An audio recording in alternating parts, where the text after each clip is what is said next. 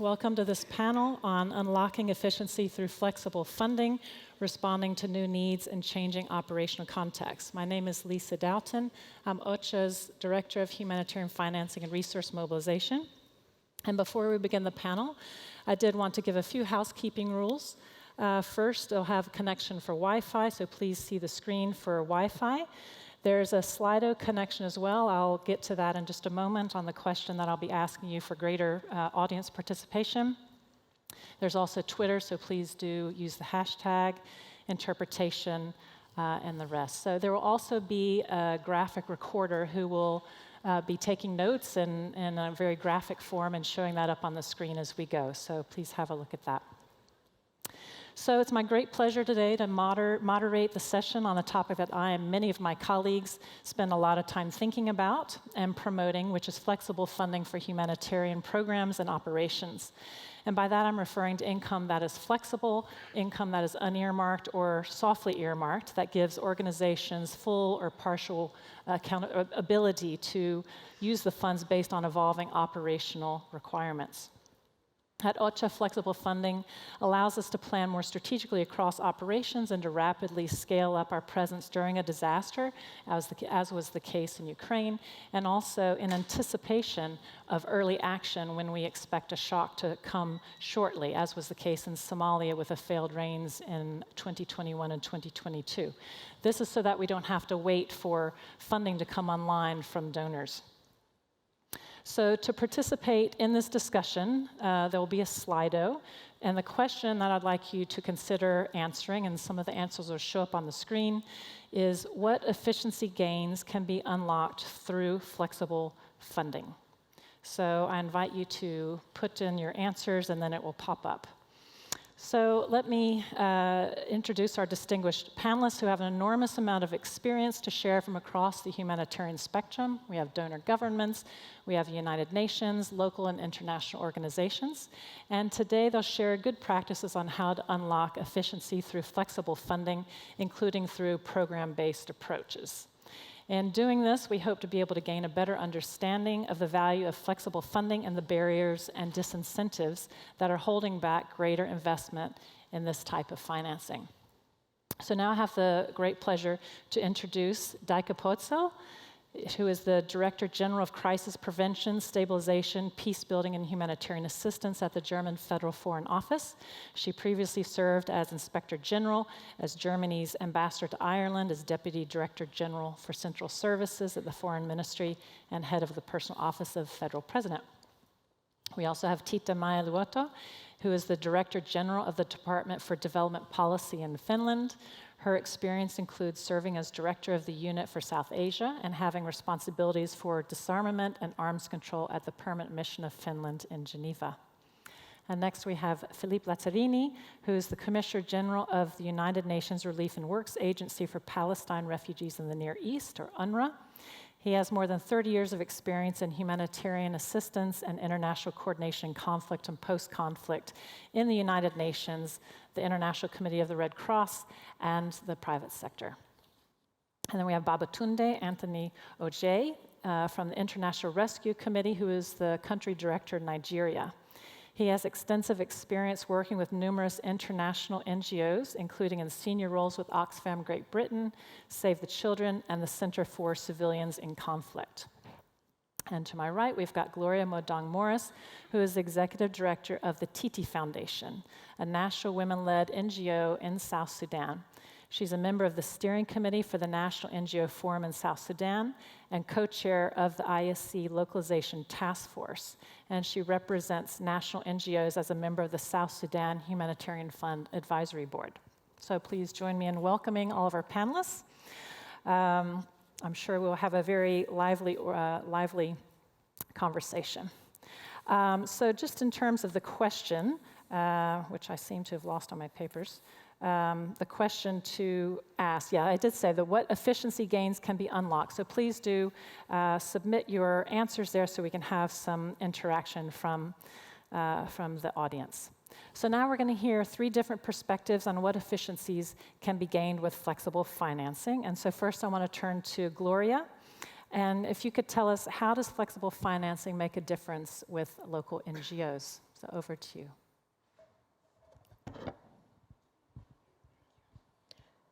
Thank you very much for the question.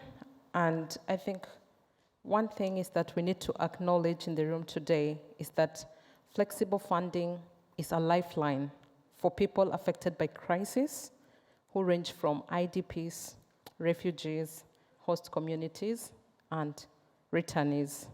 Wherever and whenever they need it the most, as it allows NGOs to prepare for and respond to the unpredictable. As the pandemic showed us, we all live amid increased uncertainties, and new and deteriorating emergencies can happen anytime and in any place. They can be visible or remain silent, but we must be there to support vulnerable communities, and flexible funding is the most effective and efficient way to do so. I'll give the advantages of flexible funding, which is vital in implementing core thematic priorities, or it facilitates, in short, a swift needs-based response for the national NGO cases. It also strengthens decision-making from the stakeholders, such as the affected populations, because they have the privilege to make decisions over what kind of programming or assistance they need that money to be utilized for. It also enables the local NGOs to plan strategically across their operations and be able to manage its resources efficiently and effectively, which then contributes to long impact within the societies they serve. However, these, for us, from a local perspective, still remain a very long dream. And I hope that I'm yet to wake up from that one morning as we all understand that the efficient and flexible resourcing is mainly felt currently through our international counterparts, which unfortunately we as the local partners are disadvantaged and do not receive that. Thank you. Thank you so much, Gloria. And so now I want to turn to Philippe, and the question is, why is flexibility important for an agency the size and scope of UNRWA, and how is it essential to develop on its wide-ranging mandate? Thank you, Lisa. And in fact, as Gloria started, she said flexible funding is a lifeline for the affected people in South Sudan. It has also been a lifeline for an agency of the scope of UNRWA. So UNRWA is a UN agency which has a very, very particular mandate. We are asked to provide education, primary health services, social safety net, municipal services to the Palestinian refugees across the Near East, Syria, Jordan, Lebanon, West Bank, East Jerusalem, and Gaza. In fact, we are providing de facto public-like services to one of the most underprivileged communities in the region. And since this region is also hit by multiple crises, in addition to our human development work and mandate, we are also responding to the multiple humanitarian crises arising in the region. Now, if we look at the funding of this organization, we do not have the financial tool of a state. I do not have the financial instrument allowing us to raise taxes or to ask for loans. We only and essentially depend on voluntary contribution from member states. So we have across the region 30,000 staff, primarily teachers, doctors, engineers, social workers, who are all providing these vital services to the population, but depend on voluntary contribution. Most of the time I say, we provide public services, but we are funded like an NGO. Now, when there is a crisis, we have to continue to provide the services of our backbone. If we talk about education in emergency, we need our teacher to provide these services. So I remember 2 years ago, I was in Geneva and was talking to the donors about an absurd situation the agency was confronted with. On one hand, we had a shortfall of funding when it comes to the core activity of the agency, which at that time was about $30 million, which would have prevented the agency to pay the salary of its staff. And when we say salary of the staff, we mean the services. And on the other hand, we had in our bank account more than $200 million coming from the emergency portal. But because of the rigidity from one portal to the other portal, it was absolutely excruciating to get the green light from the donors to temporarily borrow, which means for a shortfall of $30 million, while $200 million have been made available, we have taken the risk to suspend all the activity of the agency in the region.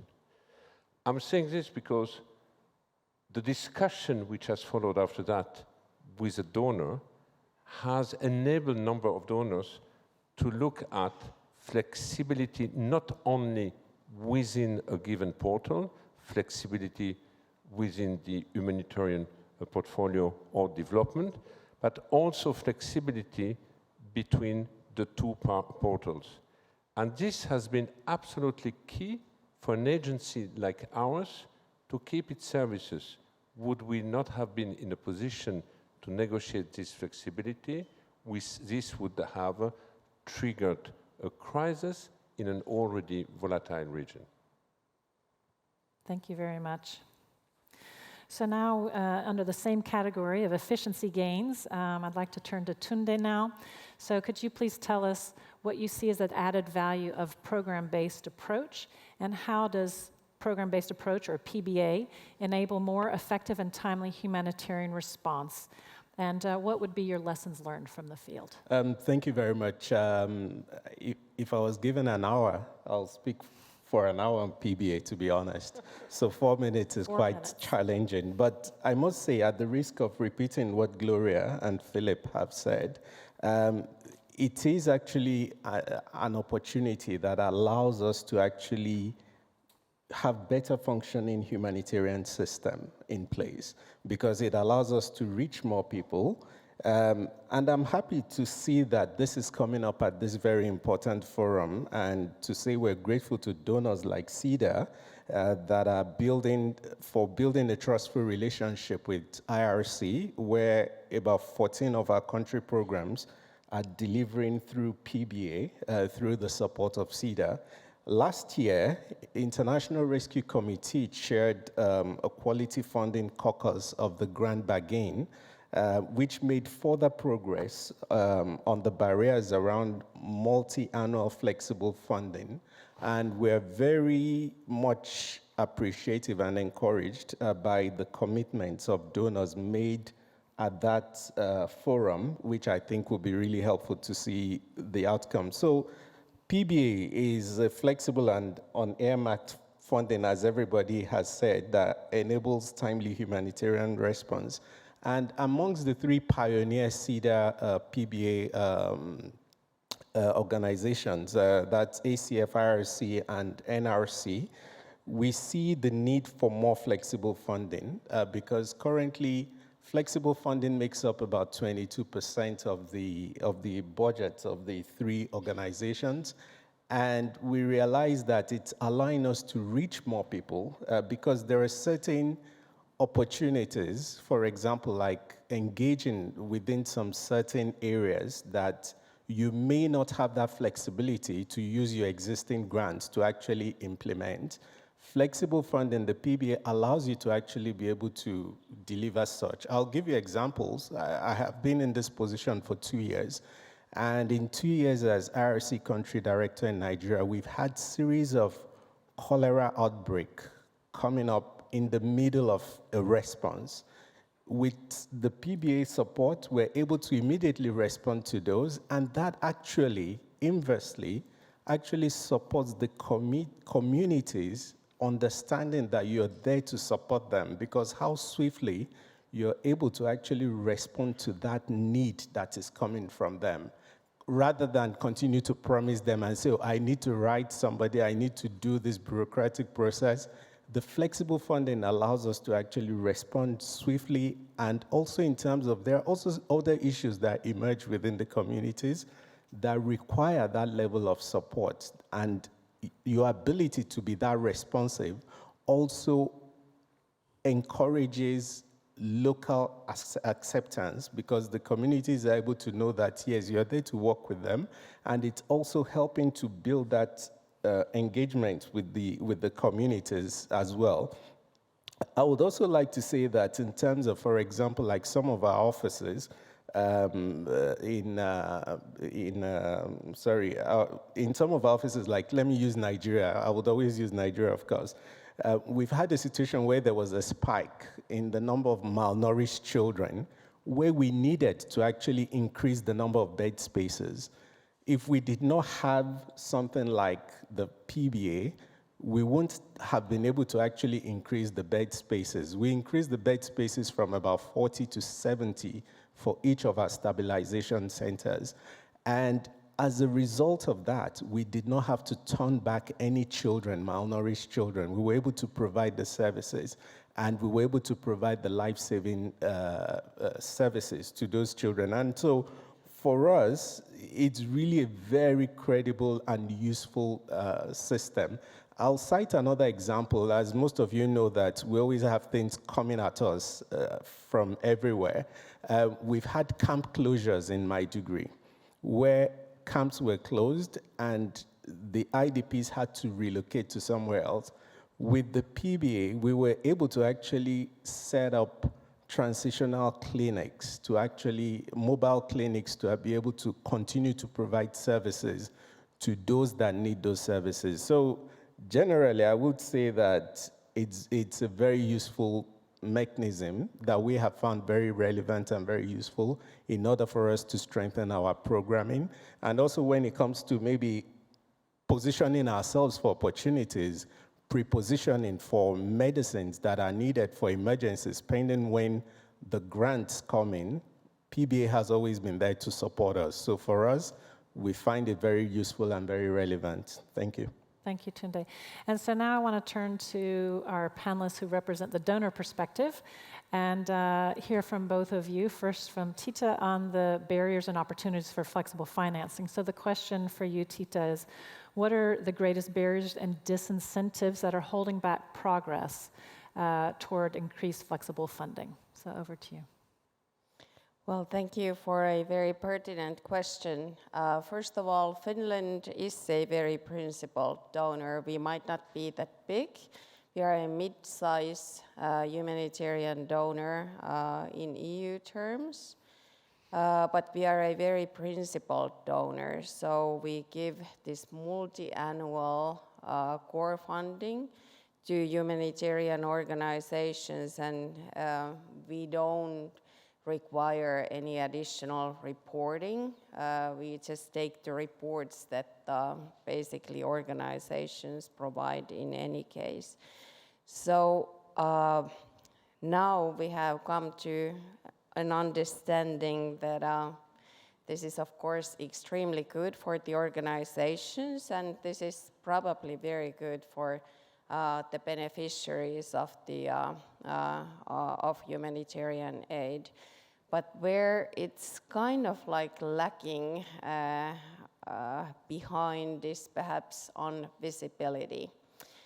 What about how do I justify giving core funding to humanitarian organizations, to Finnish taxpayers?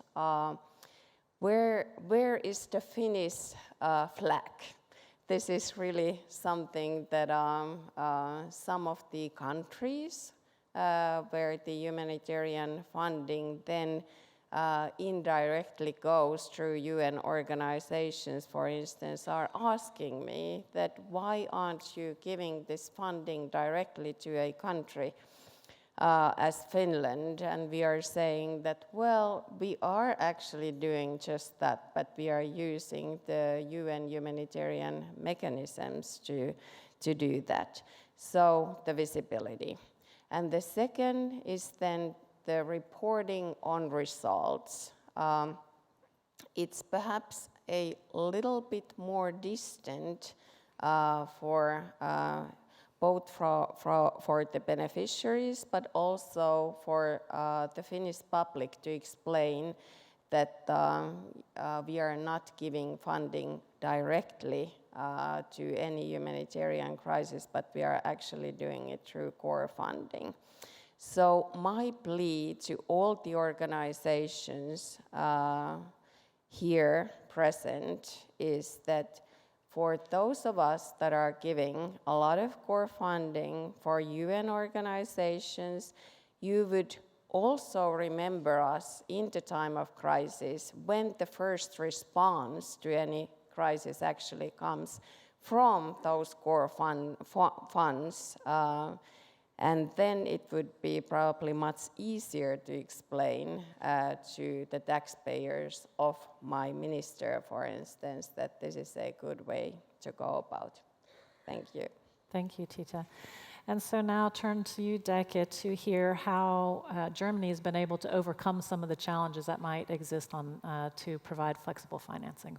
Thank you so much, Lisa. Yeah, well, first of all, I think it's very important to be sort of convinced of the system yourself, and we are very convinced of the concept, and that is because we listened to our partners, and we are taking up what they are telling us, what their needs are, but we are also sort of adhering to our international and national commitments, and that is first and foremost, of course, like the Grand Bargain commitments, but also it is actually part and parcel of our coalition treaty of our government, and it is written there that quality funding should be increased.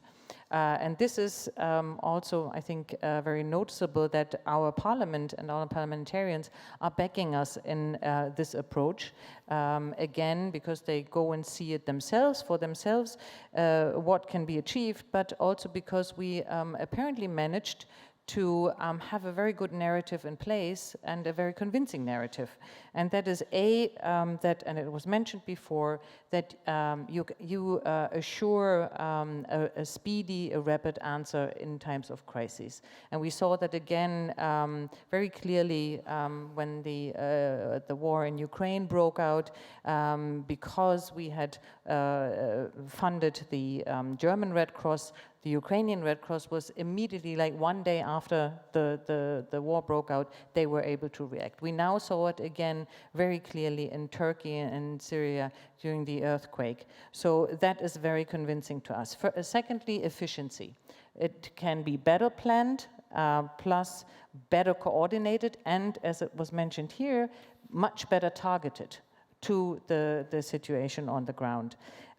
We also feel that we are saving money, and in times when we are all talking about bridging the funding gap and broadening the donor base, any even small issue can help to reduce the costs, and we feel that this is the case here, because it also for us it means less administrative work.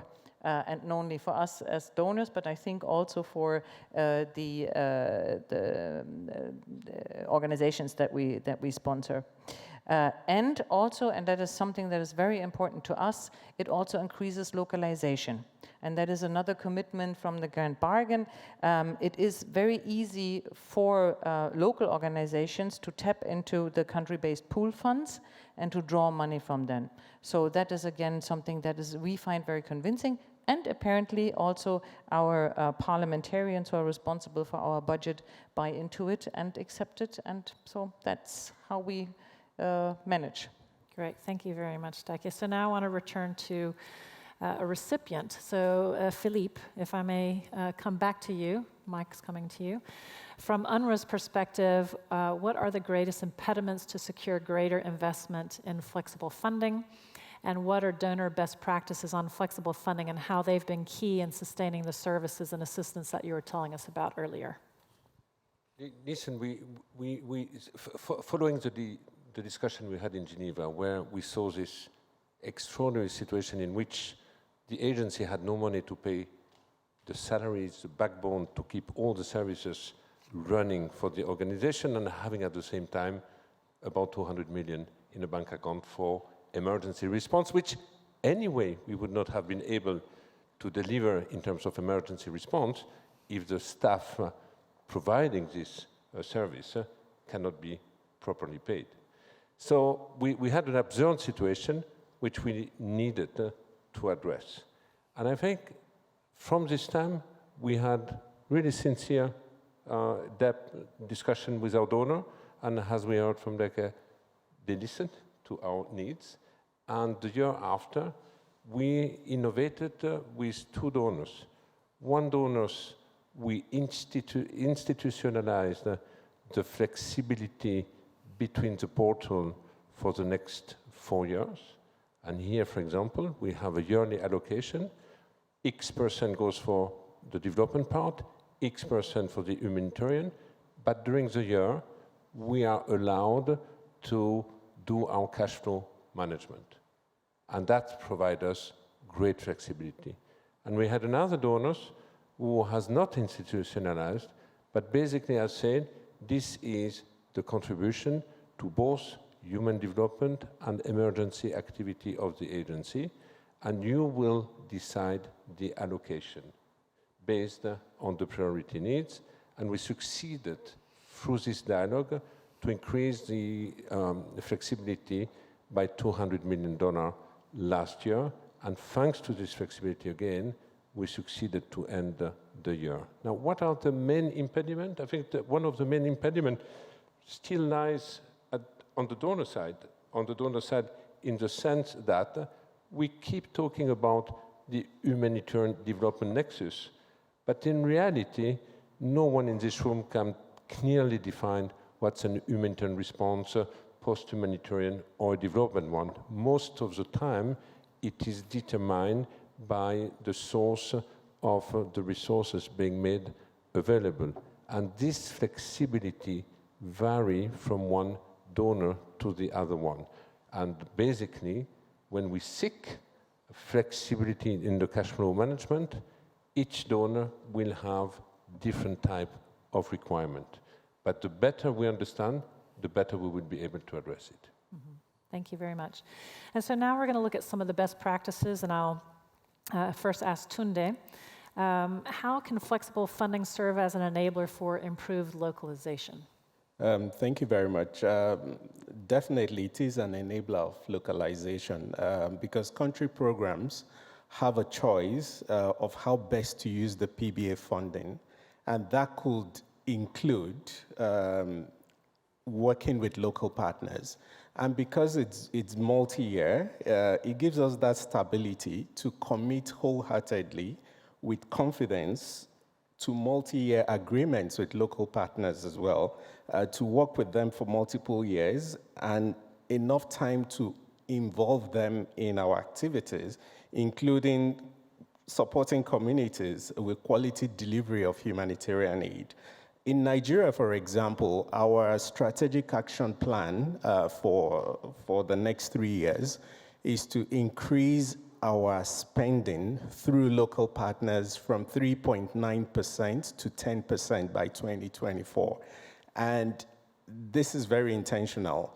With PBA, we're able to not only deploy the resources to the partners, but we're also able to actually strengthen capacity, work with them over time to do that.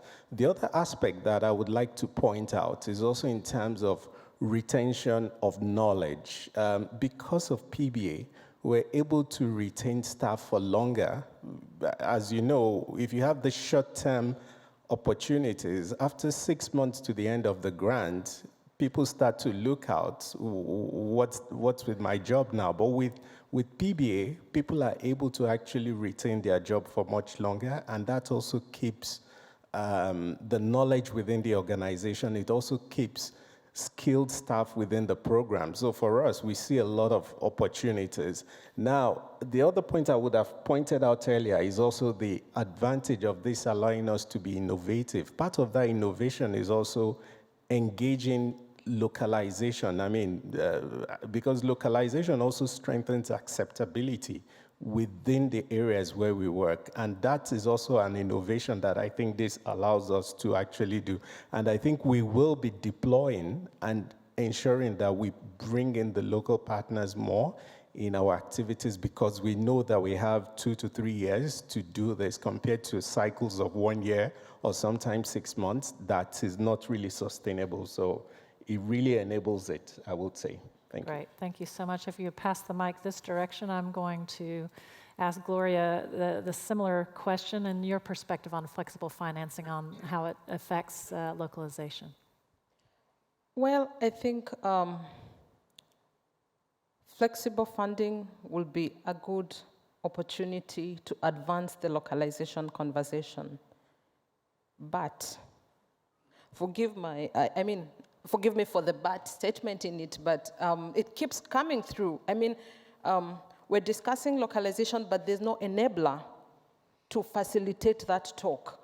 So there's already a barrier, and there seem to be a lot of bureaucracies on how do we move past those challenges that, are blocking the route for that to happen. Yes, with flexible funding, as my colleagues have put it, the national NGOs would have been strategically better positioned in terms of ensuring that impact is created to those communities and ensuring that their very own existence is continued. At this particular point, when we look at the way the PBS is, maybe my colleague Tunde has mentioned, this is between donors and international actors. There are no PBS with local actors. And so how does that conversation, how do we want to cascade that down when we are talking about the localization conversation?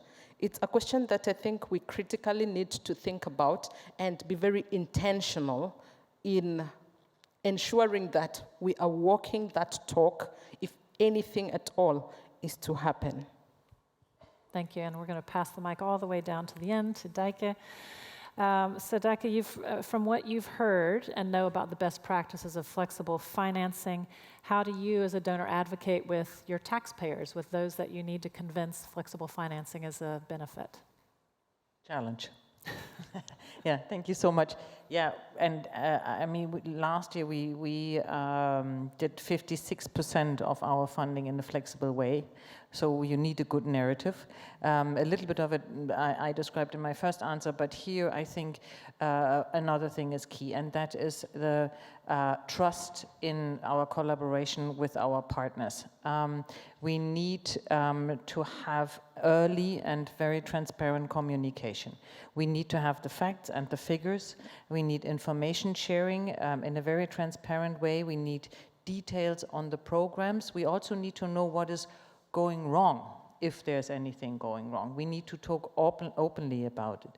We need timely reporting, and Titi was referring to that already. We need improved visibility, particularly with flexible funding, because indeed we need to be able to tell our taxpayers where the money goes and what is being done with it and how we reach the goals that we or our partners set themselves. So, and that is what we are talking about with our partners, and so far so good, but I think there indeed we need to get better, like on both sides of the aisle.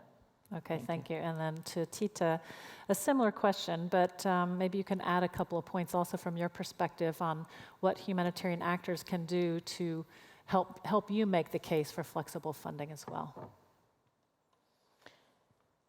Yeah, I guess I would kind of like turn the question around slightly. By the way, I just noted in my notebook that for our annual discussions with all the organizations, we will definitely include localization. So this is in the coming for all the organizations that are receiving funds from Finland.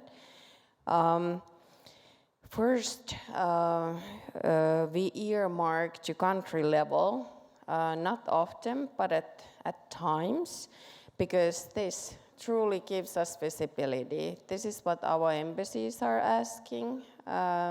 They don't necessarily always see the funds going to that country, even though it is told us maybe a year later that this is the case, but not when the need is immediate. So we do earmarking for country-specific reasons.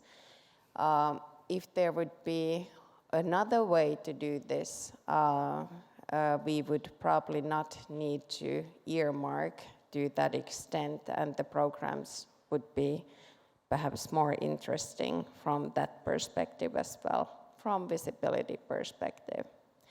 Second, there are some priorities which we emphasize, and the first one of them is gender. We want all of our humanitarian assistance and development assistance to be gender mainstreamed and sometimes gender focused. And if this is not done in a program itself, we are asking it, and then we are also earmarking it. Second one is disability. We feel that disability inclusion is something that we need to be much more cognizant of. Disabled people are the ones that are most suffering in the case of emergencies, and we see that if we are not earmarking for this specific purpose, unfortunately, we don't see enough action for the benefit of disabled people. So if the programs themselves would be more aligned towards these goals, which I'm sure all of us share, I don't think that we would need to do earmarking to the extent we are doing at the moment. Thanks. Thank you very much. Some very concrete priorities from Finland. Okay, so we thank you to the panelists for actually keeping your responses short and really to the point. So we actually have quite a lot of time for questions and answers from the floor. So what I'll do is I'll ask, so if you'd like to ask a question to the panelists, please indicate, raise your hand, a microphone will come to you. And if it's for a specific panelist, please indicate. Otherwise, I'll open the floor to all to respond. I'll take 3 to 5 questions depending on how they go.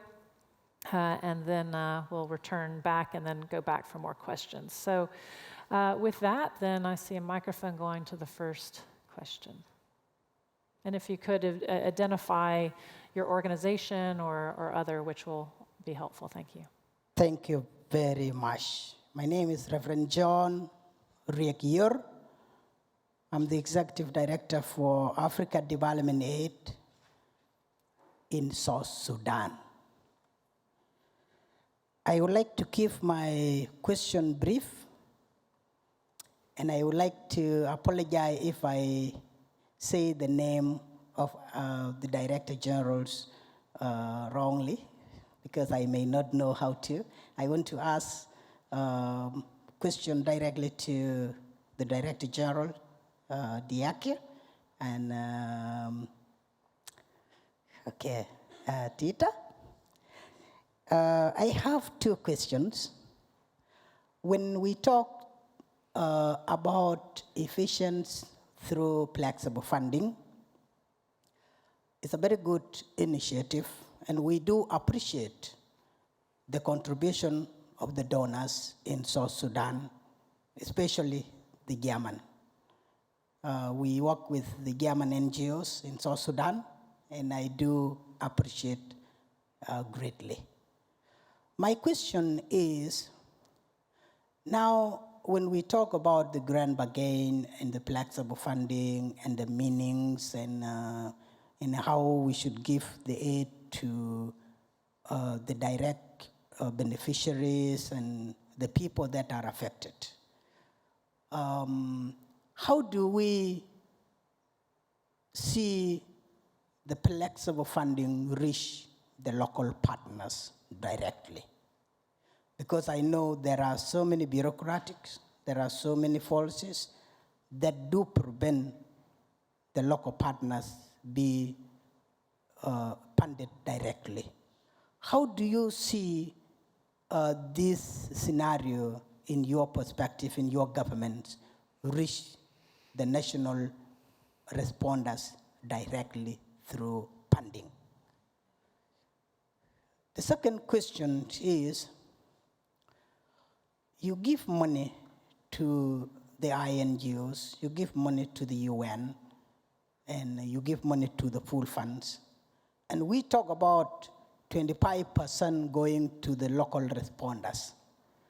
How do you measure the percentage that we talk about, 25%? How do you measure them that this amount has reached to the local responders? Do you talk about the whole funding you give to different countries? Or you look at the total funding that goes to the UN or the INGOs? How do you really measure that? And thank you. Thank you very much. And so we'll take another couple questions before we come back to the panelists. Thank you. My name is Vincent Steli. I'm the Operations Director of ACF. And thank you very much for putting this topic on the table, because we have been talking already today about the need for more funding, but also on changing the system and having also more efficiencies in the way we work. And I think this is the exact example of where we have to go. I mean, we talked about innovation, we talked about how we can change the system, and this is it. Now, I mean, the efficiency itself, I think, as ACF, we have been experiencing with different donors this program-based approach. We talked about SIDA, which is an important example. Germany, we also have the PBA. Canada, Spain, we have different donors. And I think it's very interesting to look at these different models, because each of them has a different model, and to see how can we learn from the experiences we have the last years. Now, we know that crises are not short-term, so I think it's already a big step to have multi-annual flexible funding. But we also know that, for example, in 4 years, small crises can appear. So this flexible funding is actually our way to adapt to situations and be able to respond quicker and with a better impact to the situation that is changing. And with the localization point of view, I think also it allows us, I mean, with some local partners, we have more than 10 years strategic relations with MOUs for long term, and this also allows us to build up this relationship for long term. Now, one concern, and this is maybe my question to you, is the bureaucracy. I think it was mentioned at one moment, but it's true that for us experimenting right now 4 or 5 different PBAs, each of them, they have their own requirements, their own formats, their own way. Plus, on top of that, we need to report the overall program as well, with, as you mentioned, with all challenges or even risks that are related to all of that. And this is actually becoming more complicated right now and more bureaucratic. But I think I'm also convinced that we can go to a solution to that. But how would you see as donors this progress of harmonizing actually this kind of PBAs in the longer term, especially, I mean, maybe looking at European level, but how could this be done? Thank you very much. So another question, please.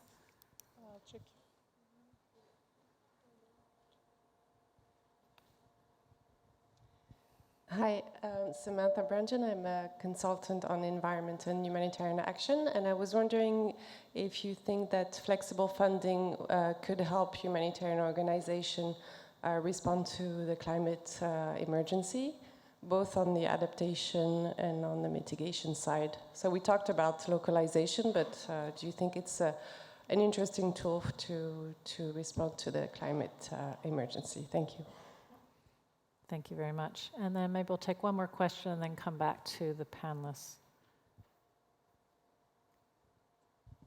Thank you. Thank you. My name is Alain Delettre. I'm the Director General of Geneva Call, an organization whose mission is to go out in zones of conflict and try to bring armed groups to respect the basic principle of international humanitarian law. So flexible funding is essential because the strategies of these armed groups rarely respect the strategy of Geneva Call, and even less so the strategy of donors. And flexible funding is very rarely there, I have to say. I was very happy, Philip, to hear your experience. I thought UNRWA would not go through the same experience as a smaller organization would go through almost every month. This total inflexibility, if I take an example of Geneva Call today, where our operations in Ukraine are very well funded, our operations in Yemen are not. I can't take 1 single euro from Ukraine now for, let's say, 2 months to put them into Yemen and then try to give back. You know that, you just explained what you're going through at UNRWA. That was good news for me. I'm sorry for you, Philip, but it was good to hear that even big organizations, big UN agencies are going through the same thing. Now, one question, we have 2 donors here from the European Union. I would like to join the question that our colleague just asked. Wouldn't it be possible within the EU to harmonize? I think at the level of the world, that would be difficult. Okay, I've met your parliamentarians in the Bundestag in Helsinki also, and I know that the mood in Europe today of our elected people is not going towards more flexibility. But at least, and I will end here, when I arrived 5 years ago at the head of Geneva Call, we had 12 audits a year. We have now brought it down to 6. Talking with donors, can we share the audits? So to my friend from South Sudan, I'm not sure your organization can sustain so many audits a year. We are based in Geneva, a city where we have a lot of people who know how to count money, right? And even for us, it's tough. So just this question, would it be possible to harmonize a bit within the EU and bring down the number of audits we are submitted to? Thank you. Okay, thank you. I think what I'll do now is clearly some confirmation of that question. So we have a couple questions that are directed specifically, I think, to you, Tita, but maybe I'll just sort of group things, and then if there are other perspectives as well. So maybe, Tita, first, if you could respond to flexible financing reaching local partners directly, and then how measuring across international NGOs. Maybe we can start there, and then... Well, thank you for these extremely good questions. Finland is a mid-sized donor, but in terms of staff, we are a very small donor. Our funds are more than we have of staff, and that's why we are basically doing no humanitarian action of our own. We rely on our partners.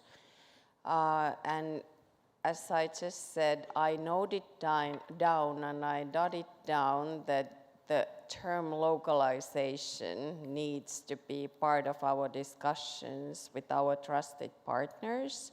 It is, I know for sure already, but I think that we need to be even more demanding in this respect.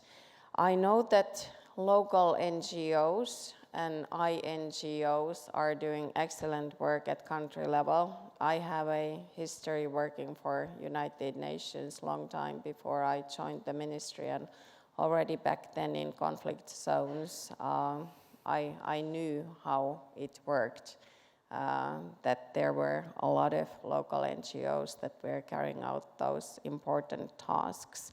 The matter of fact truth is that for a mid-sized donor with a very small amount of staff, working directly with southern NGOs would be very difficult because we wouldn't have a presence in that given country. For instance, there was a colleague from South Sudan. We don't have an embassy there. So it would be very difficult, really, to channel funds there if there would be no intermediate organization in between. And unfortunately, there are times where things don't go always right. One of my first decisions as a Director General for Development Cooperation was actually to cut funding for UNOPS, for this S3I office in Helsinki, because it turned out that about 56 million had gone missing. So this in any DG's world is a groundbreaking turning point where you either sink or you, you survive. And I think that during my time as a Director General, I would not be able to survive another 56 million going missing. I would really need to have a lot of backing from my minister, and I think that I used my Hail Mary card on that pass. But it's important to work with local NGOs. I fully recognize that, and I think that it's an issue we will definitely bring forward. Thanks. Okay, thank you, Tita. And maybe, Dyke, if you pass the mic to you and looking at some of those questions, the PBAs having different formats or harmonizing the EU, any of the questions you heard that you wish to respond to? Yeah, thank you so much. Maybe first of all, picking up on what was just said, I can subscribe to most of it, even to the issue of having not enough staff for moving the money and so on. So that is also an issue with us. But we are really constantly talking to our implementing partners, to the international organizations that we are working with, and most of our flexible funding indeed goes to large programs of international organizations or pooled funds. And we constantly keep talking to them about localization. We ask them about the implementation, about the percentages also, which is, I think, crucial for a lot of local partners as well, the question of overhead costs and so on and so forth. How are they given also to the NGOs? What we get back from some of the partners is the question of risk management. How is that sort of risk shared? That is in sort of entail or a part and parcel also of handling all this money and putting it into programs. So that is something, or that is a discussion that is still ongoing, and we need to find answers there as well. In terms of harmonizing, yes, I'm absolutely in favor of harmonizing, but it is very difficult because we all have our different budget rules and budget regulations, and so it's really tricky. We know that particularly our system is very complicated for a lot of organizations, and some even tell us, look, this is too much for us, we can't deliver on this, so we are out of it, we ask someone else for money. So we know it is a task that is on our desk, and we will keep talking to our partners also within the European Union about it, and hopefully we can find a solution. I also wanted to quickly pick up on that question of can these funds be used also for climate emergency purposes, and here I just want to mention again anticipatory action. So yes, I mean, if the alarm goes off, if the data is there and we have the flexible funding, of course it can be and it should be used, it's there. So if you have 5 days before the flood is actually coming, use the money and try to avert the crisis. So in that respect, it is definitely also worthwhile looking at those flexible funds. Yeah, thank you for mentioning anticipatory action. That is certainly a way that I think increasingly agencies are going, donors like to see, to make sure that we're acting before for greater efficiencies. So maybe just to follow up on a couple of these, and also to ask maybe Tunde and Gloria in terms of the question from ACF about the PBAs having different formats and overall programming, if you have any suggestions on that, and then any other questions maybe on climate or responses on climate financing, and maybe Philippe, I don't know if you've got something also on this program-based approach as well. So maybe just some additional questions, if there are any. Open the floor to either any of the three of you. If not, then we can go for more questions. I think for me, my response would be to the different formats of the PBA. For us, as a country program, we currently are only having the CEDA as the PBA grant that we have. And one of the things, hearing what my colleague has said from ACF, I think it would be a shame if one of the main drives why we're saying PBA is a very responsive approach, if there is bureaucracy causing a delay, then it would defeat the purpose for it. So I think if there is some kind of challenging bureaucracies being introduced into it, then it needs to be looked at to make it a lot easier, because like I said earlier, one of the key things that we have found very helpful is the fact that we're very responsive, timely, and able to be there when it's needed by the communities, and that's really very strong. So if we have anything that creates a delay, it may actually have a counter effect, which I think it's something that will be very helpful to really think about. Thank you. Thank you, Tunde. Any, Philippe or Gloria? Yeah, if you're allowed, two or three comments from the gentleman of the Geneva call, but also hearing about globalization. In fact, we are a UN agency, but certainly the most globalized UN agency. 98% of our staff has a dual identity. They are Palestinian refugees, so they are also on the receiving end of our services, but at the same time, they work with the UN, which in fact give us high flexibility in any emergency setting, because there is no one in between, and there is a community, and they're ready to answer. But now I go back to the question about, that we are debating, in fact, about the flexibility. For us, we have two main portals.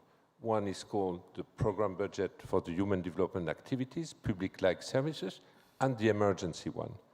But we are also an agency which is completely cash-trapped.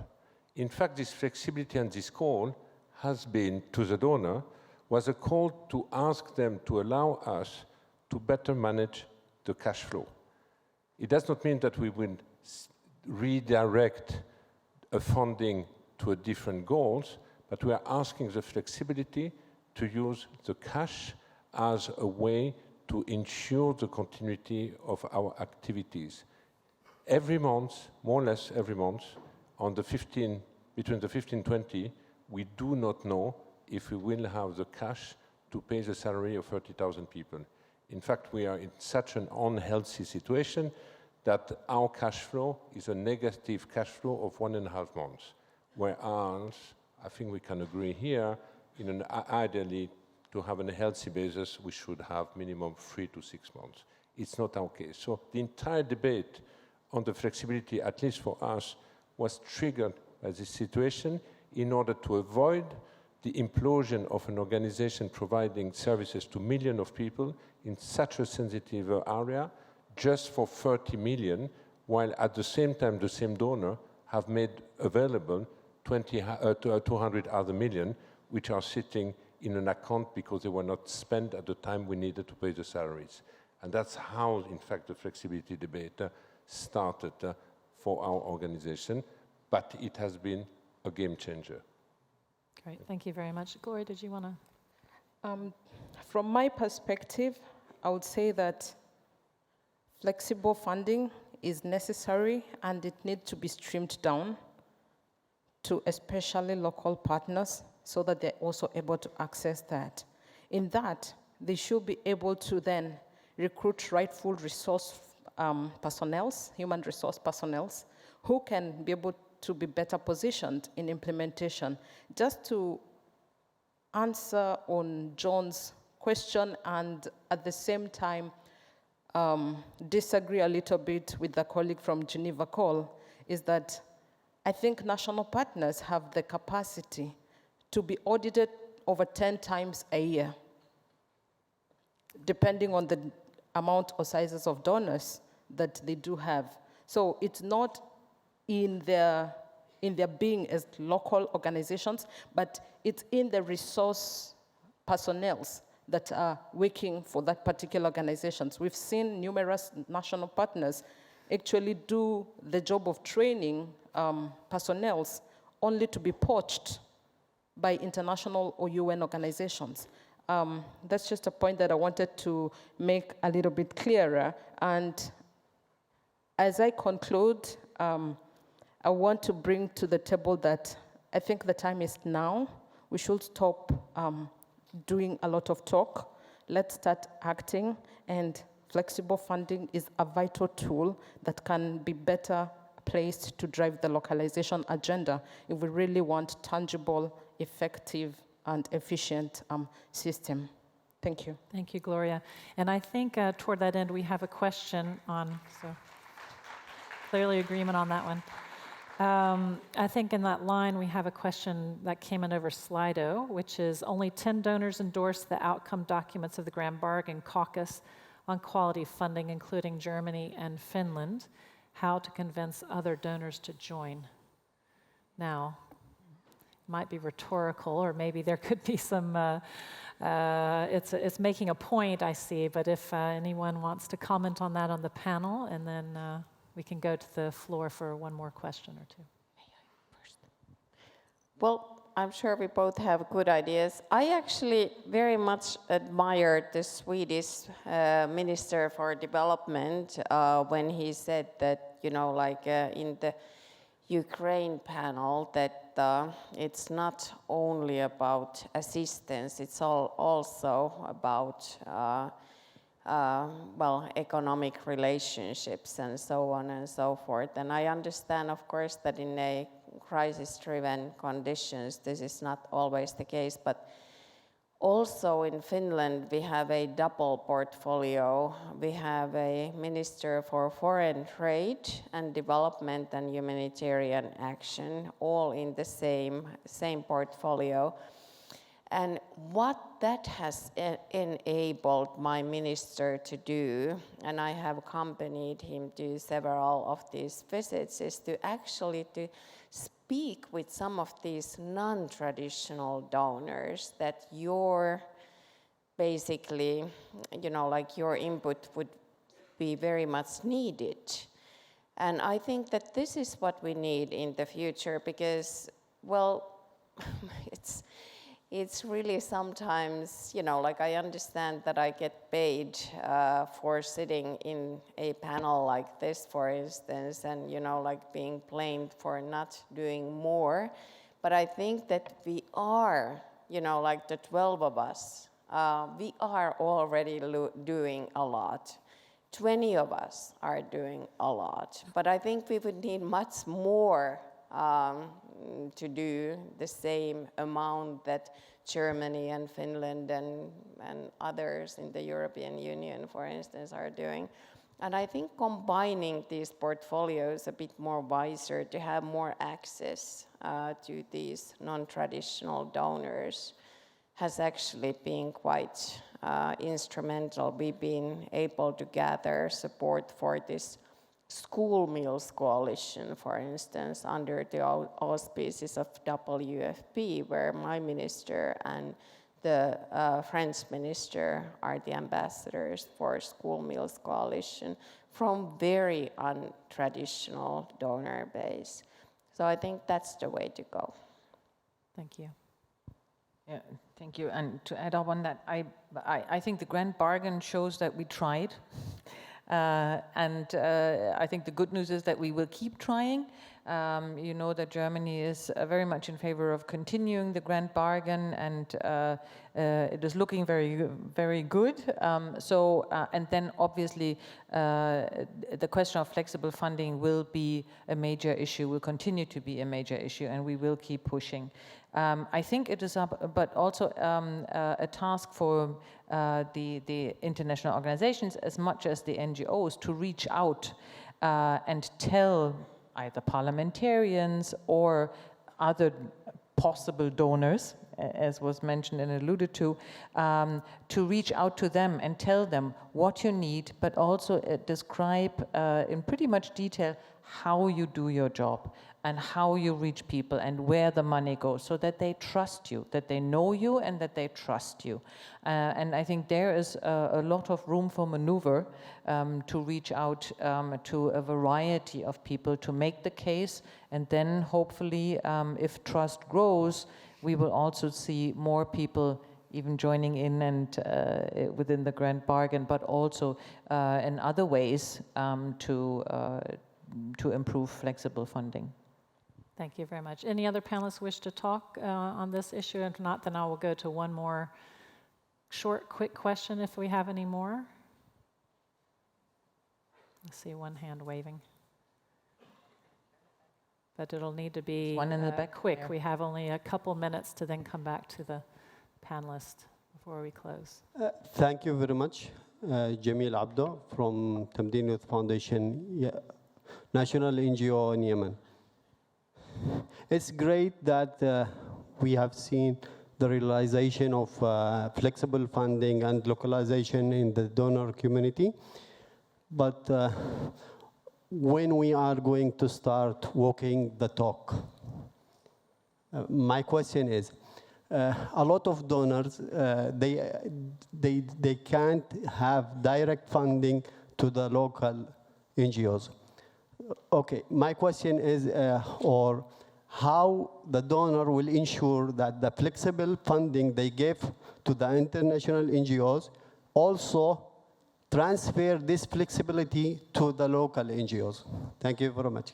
Thank you very much. So maybe just quickly, if there's a response here from any of the panelists. It's not just a donor question. I think it's also for the organizations that Since the mic is with me, I just Yes, say go. one sentence. Reporting and monitoring, it's actually very easy. I mean, that is what we do with all the projects that we have. And of course, the international organizations have to report, and we monitor what they are doing. So that is actually done. Thank you. Yes, I mean, she said it exactly what I wanted to say, but I also wanted to say that it's an evolving process, and I feel that there is a need to have consultation. As I was speaking earlier on, I said we've made an intention to really increase our deployment of resources more to CSOs, and that is work in progress, and I feel that there still needs to be a lot of discussions around it, because as I would always say, localization is beautiful. Localization is really very good to drive acceptance, to drive sustainability, and also in terms of durability.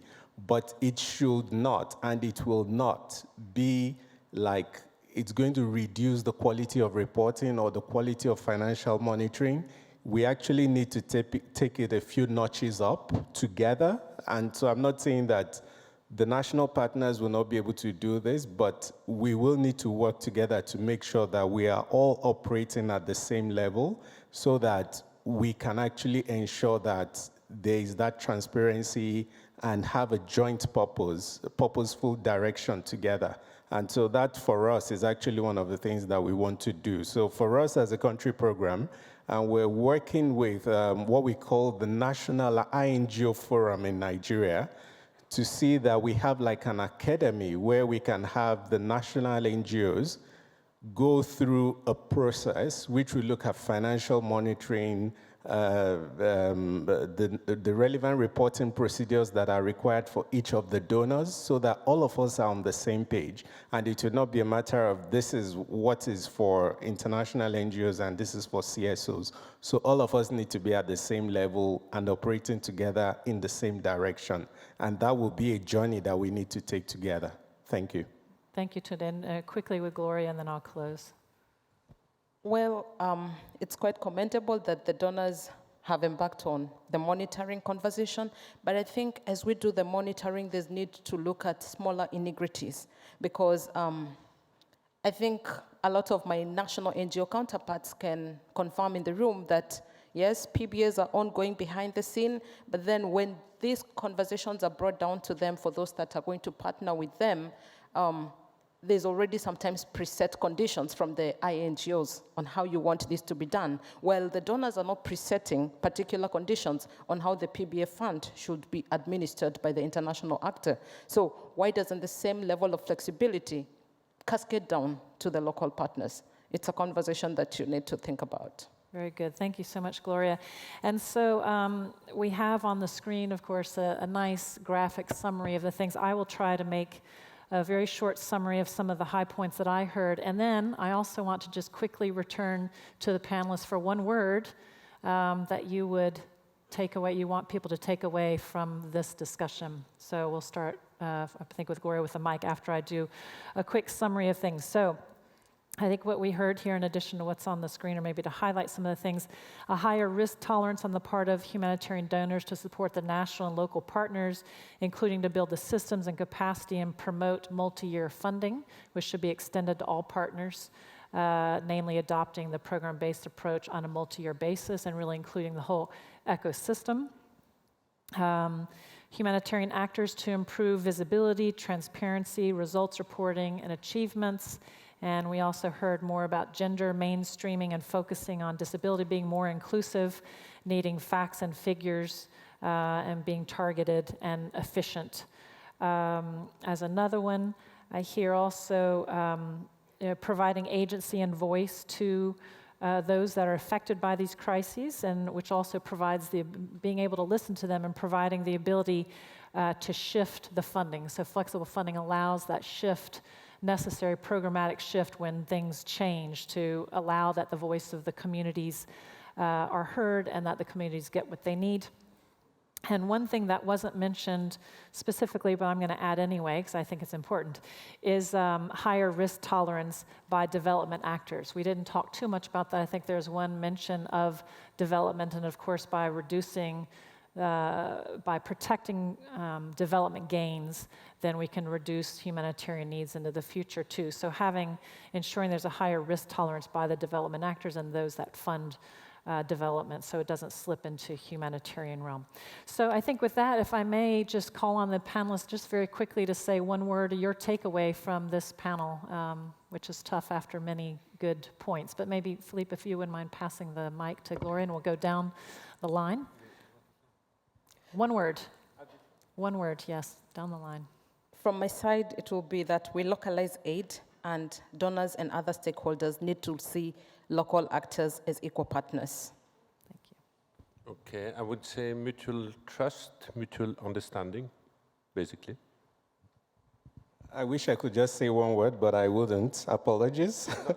I would like to say, I would like to encourage that ECHO actually brings back, and the other signatories, to call for a one-year stock-taking event in July 2023 to report on the ongoing progress, because some of the issues that have come up could actually be very helpful for that process, like the localization, and of course, in terms of how it gets to local. Apologies, I said more than 10 words, I'm sure. Thank you. Yeah, I'd say that reflection of localization at the reflection of flexibility at the local level. So thank you, colleague. I will take that forward. Okay, I have 3 words. Walk the talk. Thanks. Thank you, Daika. So that's a good summary of it. Thanks very much. Thank you to all of you for participating.